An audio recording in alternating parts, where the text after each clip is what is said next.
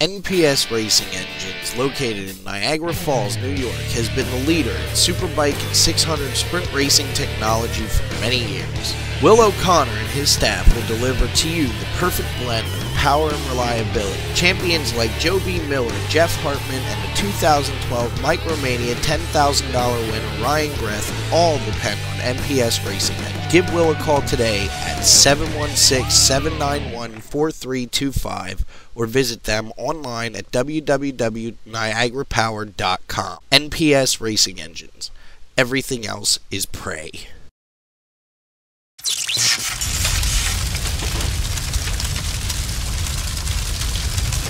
Susquehanna Valley Speed Shop, home of the Edge chassis. Unique and innovative design is the hallmark of the Edge chassis. Adam Romig and the staff at Susquehanna Valley Speed Shop will never settle for second best. Visit them online at www.susquevalleyspeedshop.com or give Adam a call today at 570-539-4400 to see if he can give you the edge on the competition.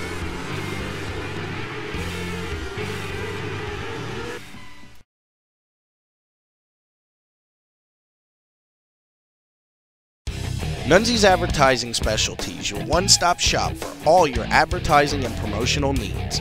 Nunzi's can provide you with anything from logo creation and design to personalized hats, bags, awards, and more.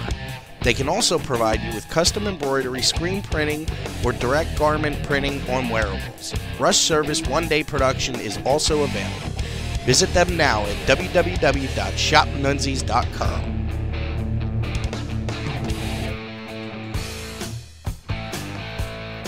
Good evening and welcome on the scene and the coverage of the 2012 Linda's National. Again, like it is almost every year, the National was plagued by rain, coming in Friday, and an unpredicted shower late into the Friday evening ended up canceling the whole Friday night portion of the event. Drivers coming all the way from Michigan, North Carolina, and New Hampshire made it hard for the Speedway to cancel the full event, so everything was compacted into Saturday. Linda's is one of the few events that still uses a time trial format to set the lineup for the A main. Time trials were kicked off, and quickly it would seem that it was Ryan Smith setting the mark high. Shane Lewis would come out and set fast time, though, at an average speed of a little over 74 miles per hour. Lewis, Ryan Smith, Jeff Hartman, Jim Young, and Tyler Walton, the Speed Week winner at Linda's this year, were the top 5 in time after time trials were completed. Once time trials went into the books, the track was reworked for the heat race action. Heat races lined up heads up from time trials, with the top 2 drivers getting their time back and heading to the main event. Heat races were won by Shane Lewis, Ryan Smith, Kyle Lick, Brock Zerfoss, Tyler Walton, and Paul Maxey. After the heat races, drivers were sent to main events. Starting with the D main, drivers would have the option or the opportunity to run the alphabet soup and try to race in the National Open. The D main would kick things off, and the win of the D main would go to Richie Hartman.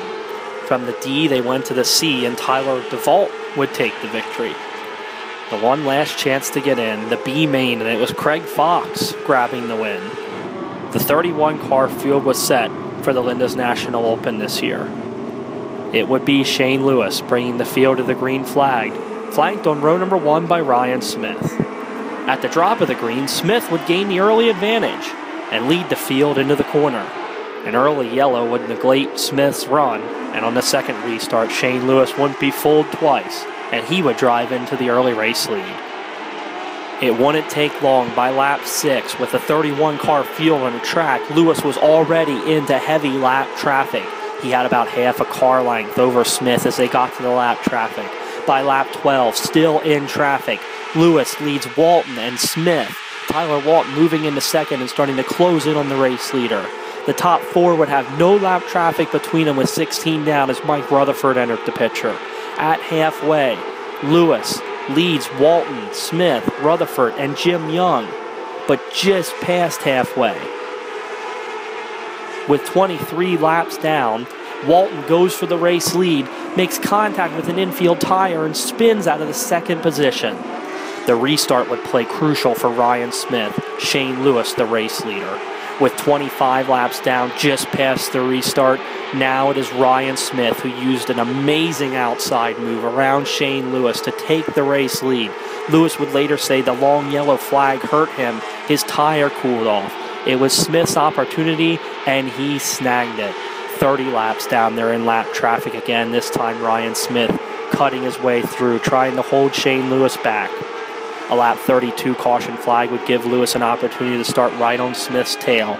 Rutherford, Kyle Lick, and Jim Young now the top 5. The green flag would fly, but this time it was Ryan Smith opening up a gap over Shane Lewis. Lewis starting to close it back in with 5 to go.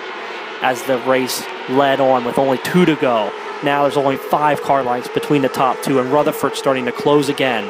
Coming to the flag, into lap traffic, it's Ryan Smith just barely holding off Shane Lewis by 0.2 seconds and Mike Rutherford by only 0.3 seconds for what might have been his final micro sprint victory in one of the biggest races of the year.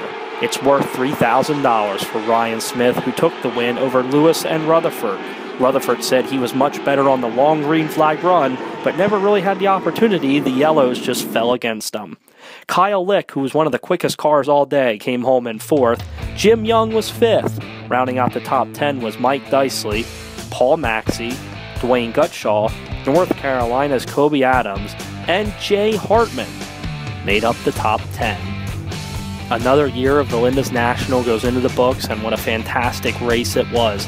And we are glad we were able to be on the scene to bring it to you.